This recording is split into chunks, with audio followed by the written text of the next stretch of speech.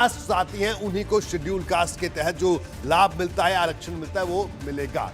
हमारे साथ असीम वकार साहब जुड़े हैं, एआईएमआईएम के प्रवक्ता हैं, लखनऊ से हमारे साथ जुड़े हैं। असीम वकार साहब, आप लगातार देखिए उत्तर प्रदेश में सालों से, मैं भी देख रहा हूं दशकों से उत्तर प्रदेश में, और इस बात का जिक्र आप भी कई बार कह चुके हैं, आपके नेता भी, कि मुसलमान एक वोट बैंक रहा है। चाहे कांग्रेस की बात हो, चाहे सपा की बात हो, चाहे बसपा की बात हो। लेकिन एक बड़ा सवाल यह है असीम वकार साहब, आज तक इन किसी पार्टी ने मुसलमानों के लिए आरक्षण की बात नहीं की। ये लोग सबसे बड़े सेक्युलर अपने आप को कहते हैं, तीनों पार्टियों के नेता। क्या कहना है अब आपका साहब? देखिए, बहुत से लोग मेरी अब जो बात कहने जा रहा हूं उससे नाराज हो जाएंगे, लेकिन सच्चाई यह है कि मुसलमानों की अपनी कोई आवाज नहीं रही। और इन तमाम पार्टियों में जिनका जिक्र आप कर रहे हैं, नाम मैं भी नहीं ले रहा हूं जी, इन तमाम सेकुलर पार्टियों में जो मुसलमान लीडर थे, उन्होंने सिर्फ और सिर्फ अपनी पूरी सियासी जिंदगी 200 ml का पानी की बोतल, हाफ प्लेट मुर्गे की बिरयानी, 2 खजूर, 1 केला और 1 सेब पर सियासत करके गुजार दी जी। इससे आगे कभी उन्होंने नहीं देखा। हम लोग हमेशा से ये बात कहते आए हैं कि मुसलमानों के रिजर्वेशन की बात क्यों नहीं की जा सकती। अभी आपने एक बिल की बात की, बहुत साफ तौर से मैं हिंदुस्तान के तमाम उन अहल लोगों से सवाल पूछ रहा हूं कि अगर हिंदू दलित है, सरदार दलित है, तो उसको आरक्षण का लाभ मिलेगा, लेकिन अगर दलित मुसलमान है या ईसाई है तो उसको आरक्षण का लाभ नहीं मिलेगा। क्यों? धर्म के आधार पर क्या यह बात कहना चाहिए थी? इसके पीछे जो छुपी हुई साजिश है वो आप भी जानते हैं, मैं भी जानता हूं। बात से पूरी तरह सहमत हूं, लेकिन ये सवाल हमेशा से एक बात कहता चला आ रहा हूं, आपको कांग्रेस से पूछना चाहिए, सपा से पूछना चाहिए, बसपा से पूछना चाहिए, जो अपने आप को मुसलमानों की सबसे बड़ी हितैषी पार्टियां हिंदुस्तान में कहती है। मैं तो इस बात को मानने वाला हूं कि हिंदुस्तान में रहने वाला हर शख्स हिंदुस्तानी है, भारतीय है, उसको पूरा हक मिलना चाहिए। अगर मुसलमान भी पिछड़ा है तो बिल्कुल उसको भी उसका हक मिलना चाहिए। लेकिन वकार साहब, इन तीनों पार्टियों से आपको जवाब मांगना होगा, लेकिन आप तो चुनाव में बीजेपी को छोड़कर इनमें से किसी के साथ जाने को तैयार है। क्या कहना है आपका? सर सुनिए, कौन बीजेपी के साथ जा रहा है? सर नहीं, बीजेपी को छोड़ के इन तीनों कौन बीजेपी के साथ जा रहा है? अगर नहीं, देखिए, एक सीधी सी बात है।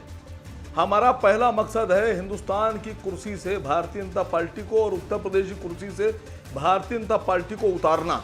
ठीक है। और एक ऐसी सरकार बनाना जो हमारी बात सुने। हम भी उस सरकार में आना चाहते हैं। आप यहां आरक्षण की बात कर रहे हैं, मैं इसी आरक्षण की बात कर रहा हूं। जब सच्चर कमेटी ने, रंगनाथ मिश्रा ने, कुंडू कमेटी ने, महमूदुर रहमान कमेटी ने यह बात अपनी लिख दी, उन्होंने अपने रिपोर्ट में, कि मुसलमान सोशली, इकोनॉमिकली और एजुकेशनली दलितों से बदतर जिंदगी गुजार रहा है, तो मैं हिंदुस्तान के तमाम जो कानून के जानकार लोग हैं जी, जो हिंदुस्तान के संविधान के जानकार लोग हैं, उनसे कह रहा हूं कि क्या सोशली, इकोनॉमिकली और एजुकेशनली अगर बैकवर्ड मुसलमान है तो क्या उसको आरक्षण नहीं मिलना चाहिए? अगर हम यह आवाज उठाते हैं तो हमारे साथ हक तलफी की जाएगी, हमको किनारे खड़ा कर दिया जाएगा। ये जितनी सोच जो आपकी सेकुलर पार्टियां हैं, ये कभी बर्दाश्त नहीं करती हैं कि उनके मंच पर चढ़कर हम मुस्लिम आरक्षण की बात करें, हम मुस्लिम रिजर्वेशन की बात करें। वकार साहब, मैं आपकी बात से सहमत हूं। असीम वकार साहब, मुझे आपकी मंशा पर कोई शक नहीं है। सुनिए सर, असीम वकार साहब, मैं आपको बड़े लंबे अरसे से जानता हूं, मुझे असीम वकार की मंशा पर कोई शक और शुबा नहीं है। असीम वकार डंके की चोट पर अगर अपने समाज के लिए अकलियत की बात करते हैं तो करते हैं, लेकिन असीम वकार साहब, सवाल यह है कि यह सवाल पूछा जाना चाहिए उस बसपा से, यह सवाल पूछा जाना चाहिए कांग्रेस से, यह सवाल पूछा जाना चाहिए सपा से। ये वो पार्टियां जिनके साथ मुसलमान खड़ा रहा, सीना तान कर खड़ा रहा, इनके हर मुश्किल दौर में खड़ा रहा, लेकिन बावजूद इसके इन्होंने क्या दिया? 2 खजूर और पानी की बोतल, जिसका जिक्र आपने किया।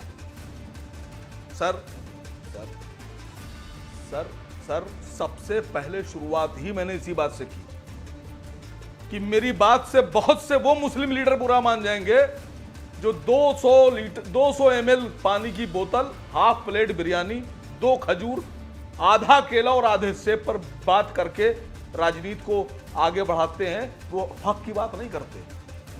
अगर उन्होंने आज हक की बात की होती इस 70 साल में, तो आज आसिम वकार को हक की बात ना करना पड़ रही होती। सर, हमारे पास सब कुछ होता। आज हम दर दर भटक रहे हैं। आज हमारे बच्चों पास नौकरियां नहीं हैं, तालीम नहीं है, हम इकोनॉमिकली बैकवर्ड हो गए हैं। तो ये कसूर आसिम वकार का या ओवैसी साहब का नहीं है सर, ये उन्हीं लोगों का कसूर है। और मैं आपसे एक छोटा सा सवाल कर रहा हूं। 2012 में मैं खुद समाजवादी पार्टी में था। बिल्कुल वकार साहब जी, मुझे ध्यान में था जी। 2012 के मैनिफेस्टो में सर, 2012 के मैनिफेस्टो में जो मुख्यमंत्री जी हमारे अखिलेश यादव जी बने, उन्होंने लिखा था कि मुसलमानों को 12% आरक्षण दिया जाएगा। सरकार बनने के बाद सरकार बन गई सर, कोई आरक्षण नहीं दिया गया, पूरी सरकार चली गई। आजम खां जैसे मंत्री उसके अंदर रहे, अहमद हसन साहब रहे, शाहिद मंजूर साहब रहे, नवाब इकबाल महमूद रहे, कहां है सर? महबूब अली खान साहब रहे, कहां है सर? किसने आरक्षण की बात की? 5 साल जो सरकार रही उसमें भी आसिम वकार ने आरक्षण की बात की, उसमें भी आसिम वकार ने आवाज उठाई। तो आज आसिम वकार कहां है? बिल्कुल, लेकिन आसिम वकार साहब, यहाँ पर एक सवाल उठता है कि क्या ये आरक्षण मिलना इतना आसान है? मैं आपको माफी के साथ रोकूंगा, कुछ आंकड़ों पर नजर डालना यहाँ बहुत जरूरी है। आसिम वकार साहब, यहाँ ये जानना जरूरी है कि आखिर अनुच्छेद 341 क्या है, जिसके क्लॉज 1 के तहत राष्ट्रपति के पास खास अधिकार है। ये क्या है, ये जानना जरूरी है। क्या